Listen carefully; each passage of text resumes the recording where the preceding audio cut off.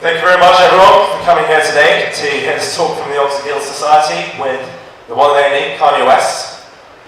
You're the lucky 350 or so who've managed to get in out of a group of 5,000 plus students who balloted.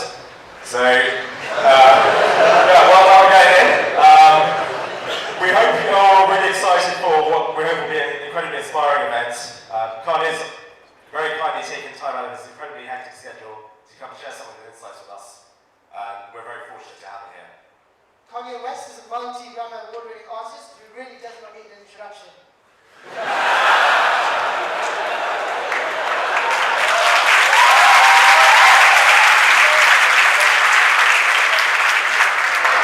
So, without further ado, we present to you the man himself, Mr. Kanye West.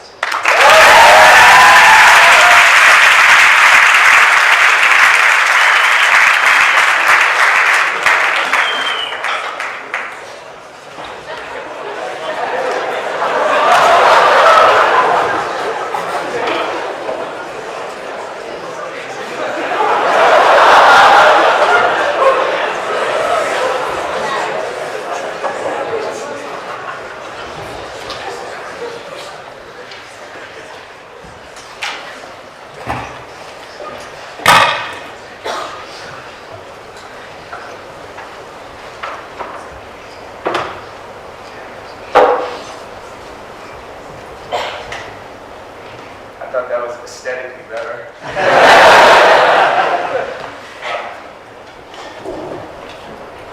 So I could just start with one question because I wanted to vibe off of an idea, to take an idea, and then I could riff off of that for, they said I have about 20 minutes to speak or so, and I might go longer.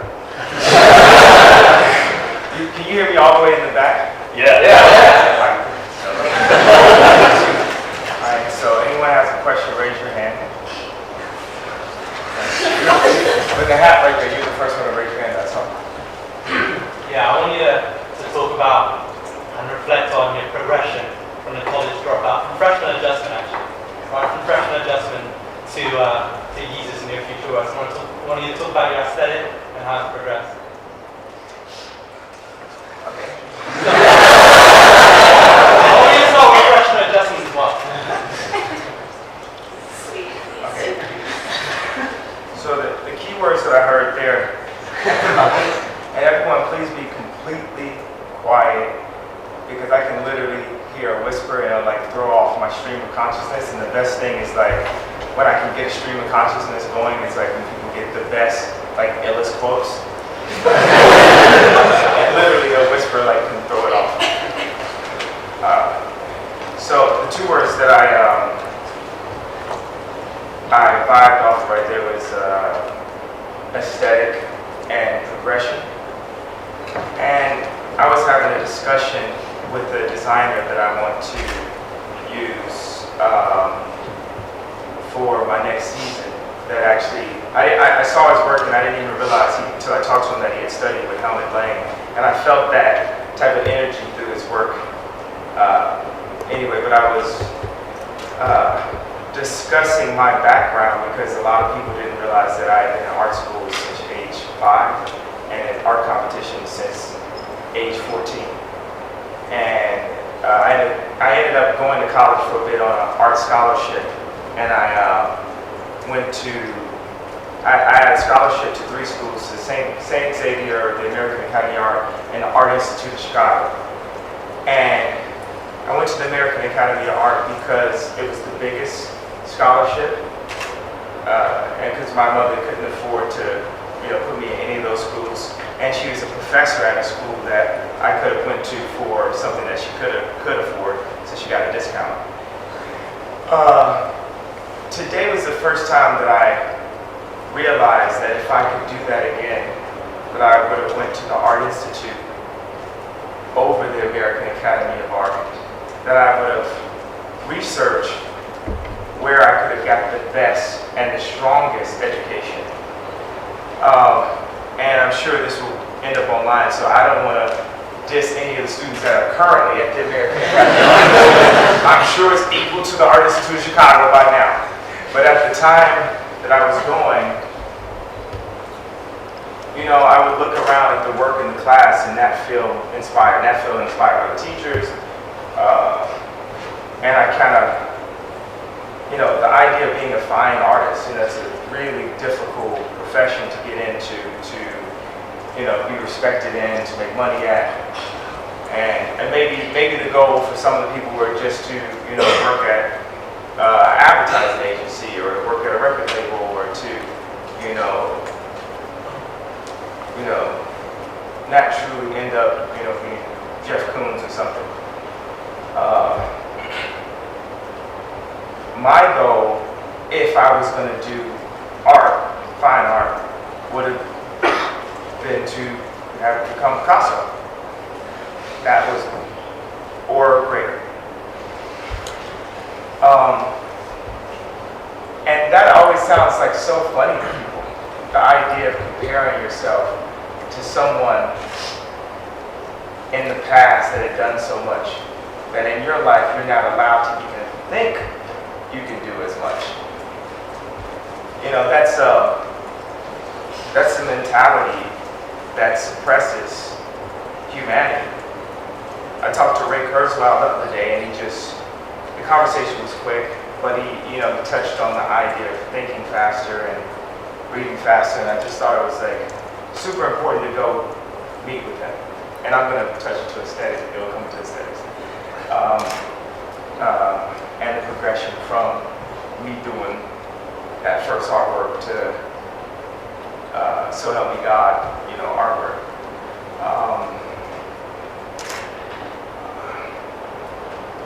So some of you here probably remember the night when the Donner tweets came through me, and I started talking about probably professions that you guys are going into in the future that seemed like they had nothing to do with a rapper. But what I was talking about was a band of thinkers that could remove religion, race, gender, and politics, and somehow come together to find solutions for a broken planet.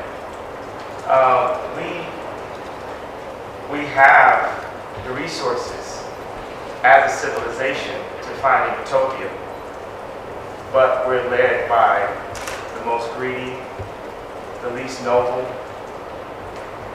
And what I notice about creatives, and one of the reasons why I get in trouble, is not only did I want to design video games or make music or ride bikes, I think one of the most important things to my ability to create so much in the past 12, 13 years is my desire to play sports. And I approach creativity like a sport, where if I had a drawing, I would react just like a jock. Look at that fucking drawing right there, yeah!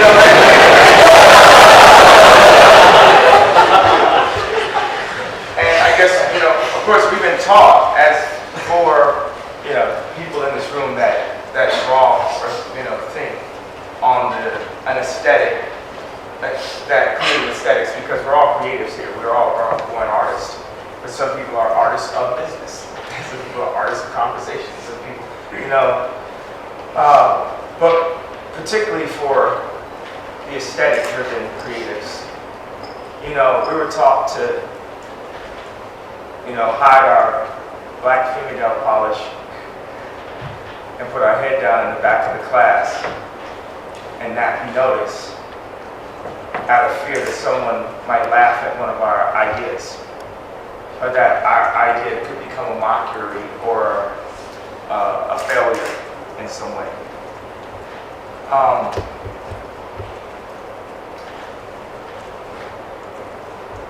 There's a Bible saying, "No weapon formed against me shall prosper." So recently I've been doing interviews, and I had to go back to this verse because I don't think there's a living celebrity with more weapons formed against them. But I also don't think there's one more prosperous. So what weapons have prospered? the smoke and mirror of opinions. You know, I was sitting with Steve McQueen because he shot the visuals for All Day 2 days ago. And that's completely different than the Brit Awards.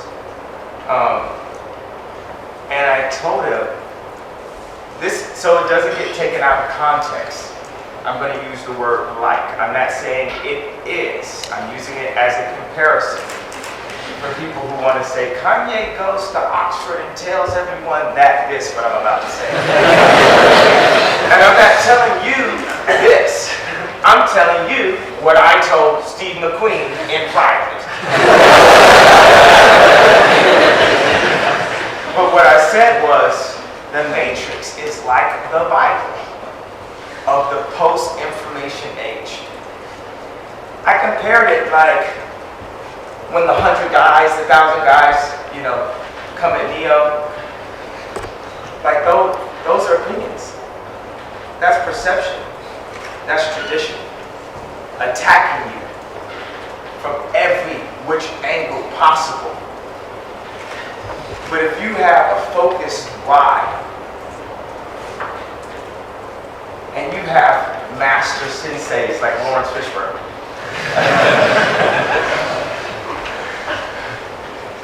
and you have a squad behind you, you literally can put the world in slow motion.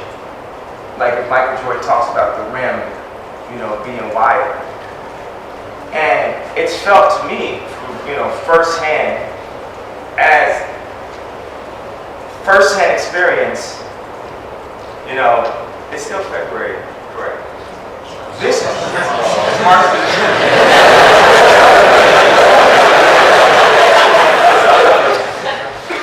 I can't say this statement anymore, but for the first 2 months, me and my team would like look at each other and say, by the way, I don't know days of the week, so I don't go by days of the week. I just go to exactly when my appointment is. We would just look at each other and say, it's still February. For the sheer amount of work that we were able to put into the world. Some of the stuff had been worked on for years coming, months coming, but nonetheless, they just came back to back to back to back to back, answering every crazy interview question, slam dunking, blocking every shot, catching every rebound. And aside from the right that I don't have to give my opinion publicly about artists, I probably would have been batting 2,000. I know that's incorrect also.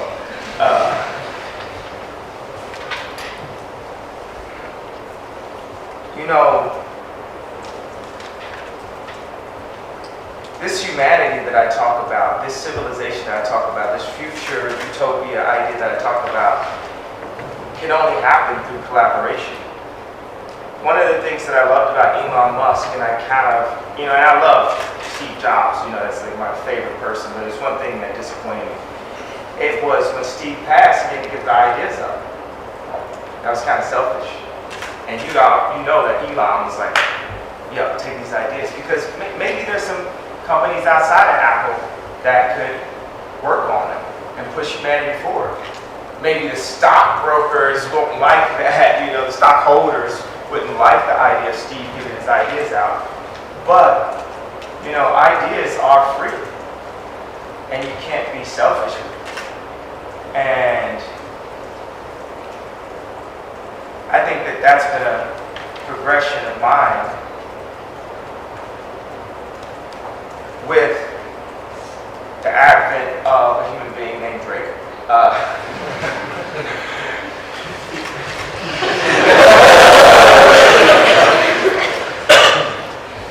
You know, this idea of holding on to a #1 spot, and then you get this guy that comes and blows out the water every #1 of any band ever, be it me or Paul McCartney.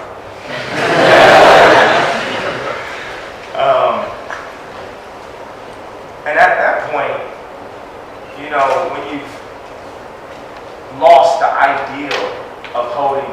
that concept, you can leave the mountaintop finally and walk down and readjust and see what your position on earth can be. And I've had all of these mixed emotion, mixed feelings based off of, bigotries, walls, perceptions that I've had to deal with. Ones that drove me to titles like Black Skinhead or I Am a God. Now I understand that I'm a servant. And with my voice and with the information and my ability to build relationships with amazing people or speak to amazing people or call Elon Musk out of the blue or call Obama out of the blue. He calls the home phone, by the way.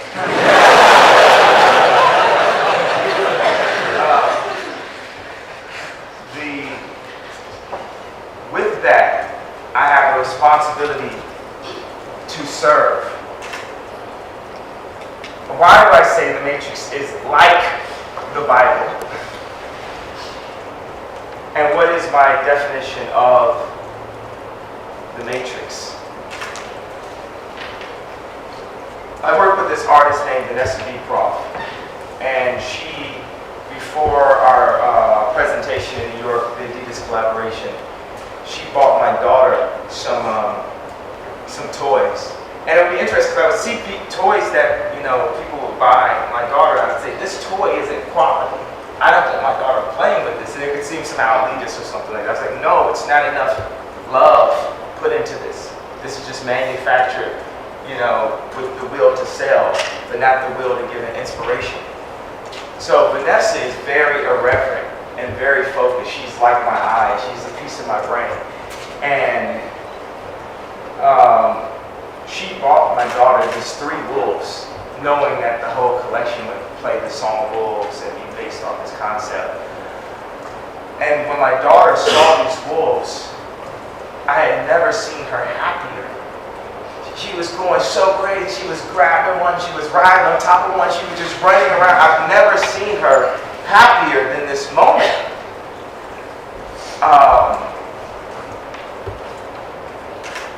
And that level of happiness seems to be the thing that we're fighting for every day, that we're trying to buy back, that we're trying to work for, that we're trying to hope that, especially in America. America, people really do wear like $3,000 shirts, it's like, for real. Like out here in Stockholm, the people just like, come on, dude, that's like a $3,000 shirt. I'm assuming that I'm probably like a $2,000, but I got it from free from the designer.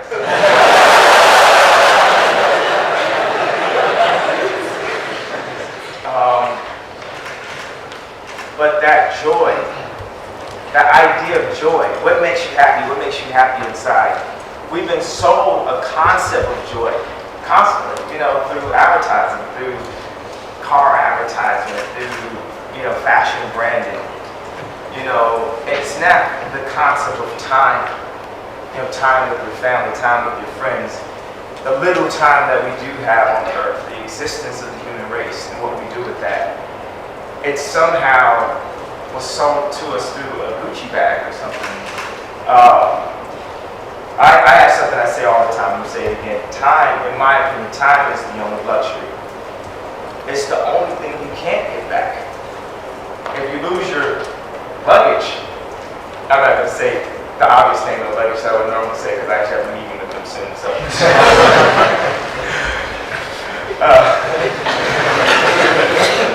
But if you lose your expensive luggage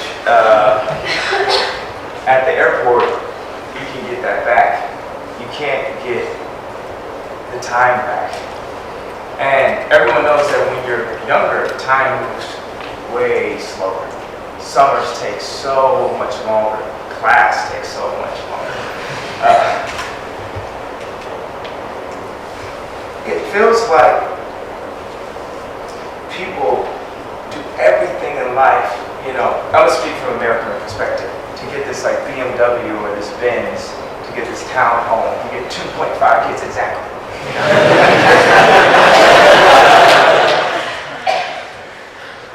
One of them has to be small, you know.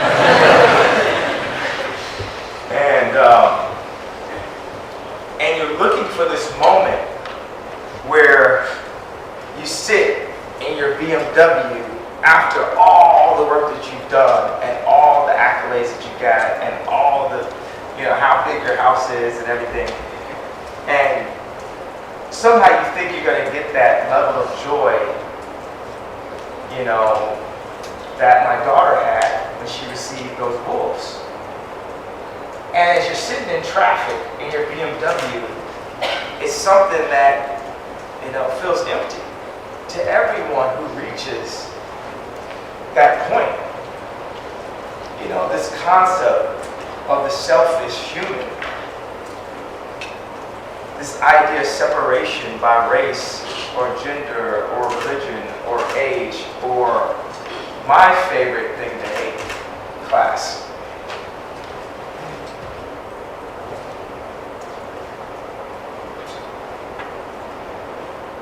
People say a village, it takes a village to raise a child.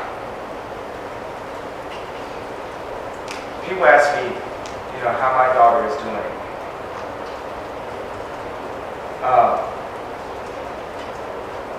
She's only doing good if your daughter's doing good. We're all one family.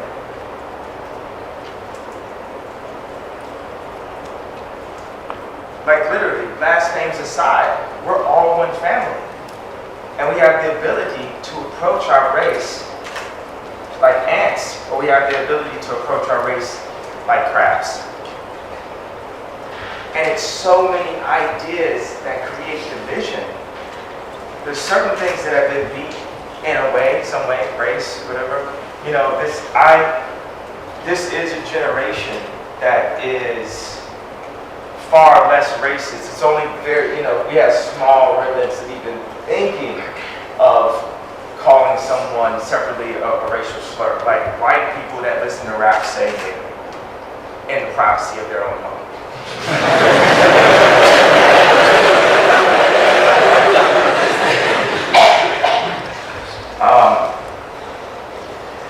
So that idea, you know, it's past. It's an older idea. We've had the Cosby Show, Obama's president, you know, like Beyonce's great, you know. That's past. But there's still something that you're being taught every day, and especially in the UK. And that's a division by class.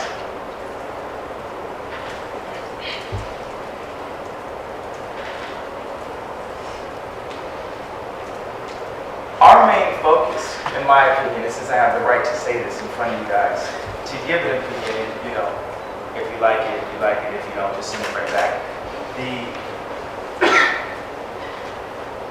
Our main focus, or picture a world, imagine a world, let's remove war first of all. Imagine a world with no war, and imagine if everyone's main focus, more so than how they look going to the club, more so than how much money they make, more so than how good they get on, you know, their main focus was to help someone else.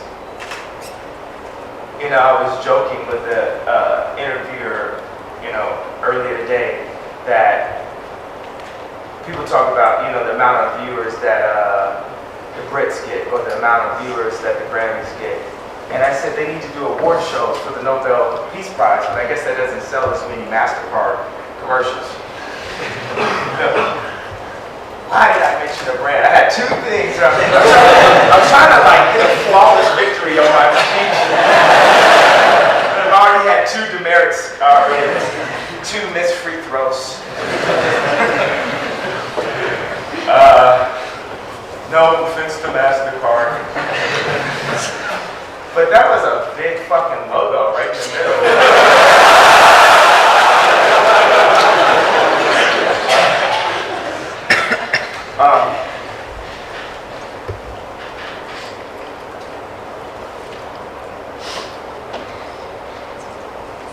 You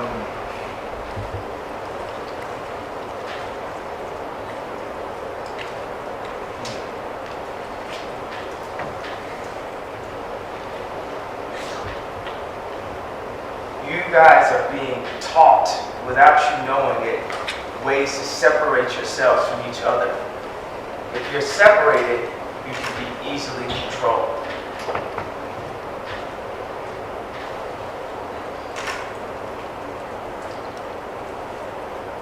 If you're too busy pointing fingers at each other as opposed to holding hands, you can't get anything done. You know, Chris Rock called my album My Beautiful Dark Twisted Fantasy. Chris Rock and everybody else in every single media publication called My Beautiful Dark Twisted Fantasy the best album of the past 25 years. This only came through collaboration. One of the most memorable things about My Beautiful Dark Twisted Fantasy was Nicki Minaj and the fact that she kicked my ass on my song, on one of the best albums, the best album. I'm just saying what the critics said. Of the past 25 years. That in that the best album of the past 25 years that I spent a year and a half making after I was exiled from my country. It was a personal exile, but exiled from my country to come back and deliver the magnum opus of a work and to be outshined, to be beat by a girl, basically.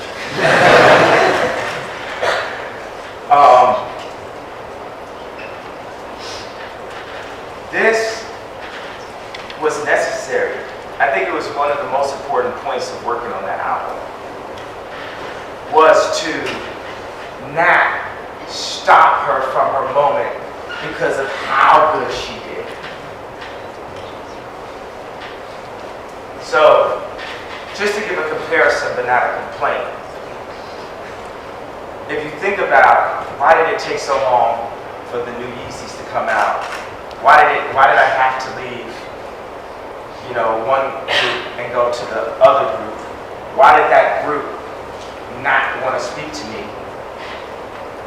I think that the Yeezys I was doing over there were comparable to that Nicki Minaj verse, because these guys would work 3 years on a project. We're gonna bring out this shoe, and we're gonna ramp it up by the Olympics, and we're gonna put it on this celebrity and this, and then the head's son would come and say, my favorite shoe is the Yeezy. Like, I can't hear about these Yeezys anymore. Like everybody's like, my favorite verse is Nicki. I can't hear about this verse anymore. But because, I'm not saying just because it was gonna work for her anyway. But let's just say that in some way it helped give her some exposure. She was able to go on and become as successful and fly and run and dream and provide. And it was not blocked because of my ego. You know, one of my biggest problems, one of my biggest Achilles heel has been my ego. And if I, Kanye West, third person, can remove my ego, I think there's hope for everyone.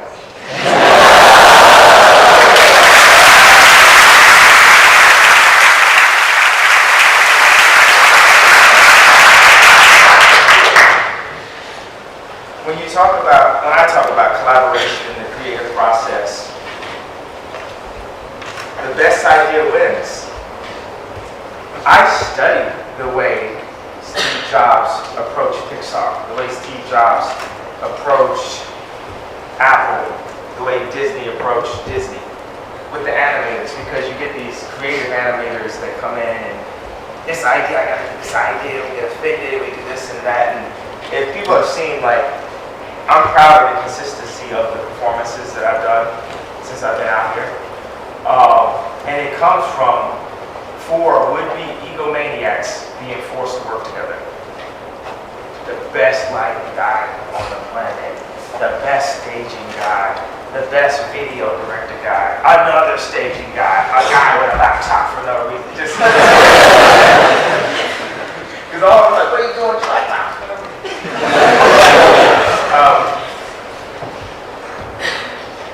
To just deliver back to back to back extremely successful, inspiring, groundbreaking, visual, visceral, creative moments that otherwise would have been challenged.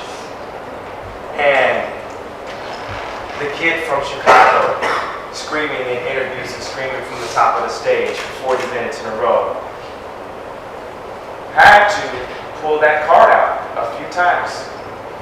Not particularly screaming, but remember, I will scream. My mama taught me if I was in a grocery store in an aisle by myself and a stranger grabbed my hand, scream at the top of your fucking lungs. So when I'm at an award show, a stranger grabs my hand and says, okay,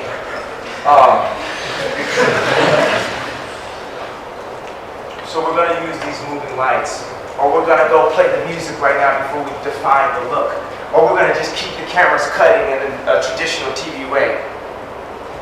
I'll scream at the top of my fucking lungs.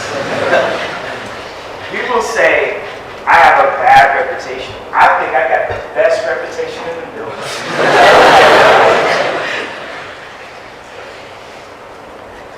Because they want you to have the reputation of tucking your black nail polish into your pockets and sitting in the corner of the class and not fighting for your ideas out of fear of being ridiculed, someone not liking your thoughts, being embarrassed, being talked about, the next day, not being accepted, being an outsider, being crazy.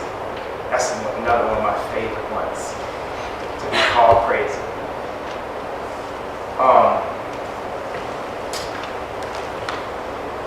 I'm nowhere near as smart as either of my parents. They were both educators, both had PhDs. So I always feel embarrassed when I speak in comparison to my mom was head of the English department. My dad is an incredible, orator and a humanitarian. Just 5 years ago, he stayed at a homeless shelter to help.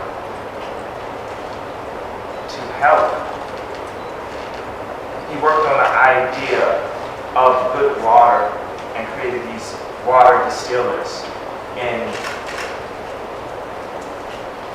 somewhere between Maryland and Delaware. I'm forgetting the exact location. And he put together this good water distiller cafe where kids could also read poems, bands could play, people could come and just read, get on the internet, and have everything driven by clean water. I remember calling him when he was busy nailing the planks of wood together himself. I had given him some money to work on the idea.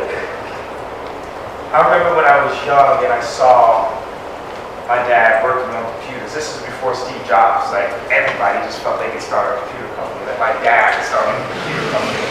And I remember the guy that he was working with ended up being a bad guy and not knowing what he's doing, and just being like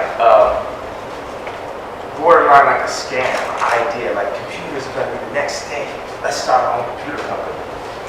And the guys that helped him, that he had the voice to find, that he looked at whatever the version of Craigslist was back then, to find, didn't have the same motivation, didn't have a high nice enough skill set to match up to his vision, to his dream, for it to be considered to be a success. But the success is that his successor will be successful in his lifetime. And you could say, oh, well, you are successful. I'm successful in learning about the beauty that is afforded rich people. But in learning that, growing up middle class, it's something that's beating out of my chest that screams out, wait a second, I was middle class and I didn't get to see none of this shit. So let's have an NBC telethon moment and say that beauty has been stolen from the people and sold back to them under the concept of luxury. It's not illegal to not listen to music. It's illegal to not wear clothes, and also possibly extremely cold.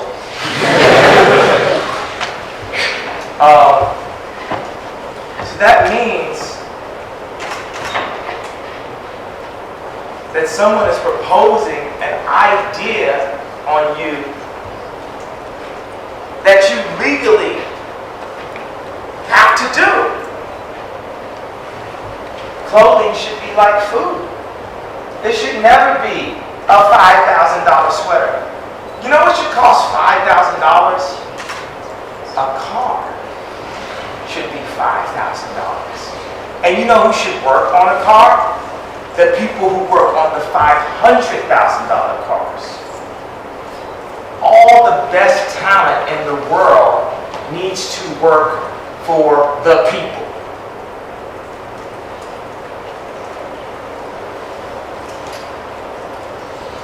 And I am so fucking serious about this concept that I will stand in front of anyone and fight for it.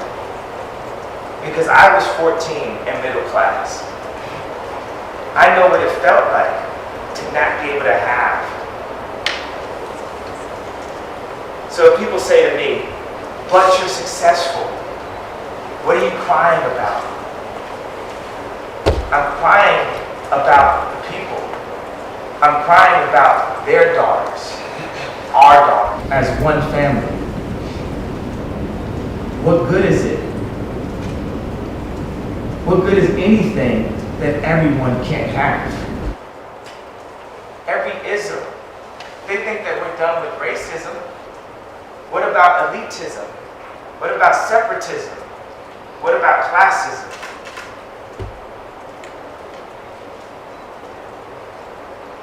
That's all.